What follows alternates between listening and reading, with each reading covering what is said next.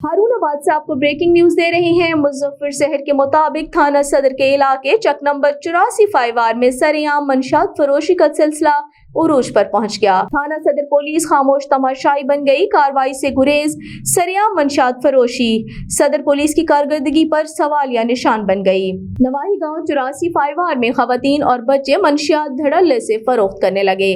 नवाही गांव 84 5 में खवातीन और बच्चे मंशियात धड़ल्ले से फरोख्त करते हैं। गांव के मकीनों का कहना है मुतादिद मर्तबा थाना सदर पुलिस को आगाह किया, मंशियात फरोख्त करने की वीडियो बनाकर भी पुलिस को बतौर सबूत दी, लेकिन कार्रवाई नहीं की गई। पुलिस थाना सदर खामोश तमाशाई बनी हुई है और कार्रवाई से गुरेजा है।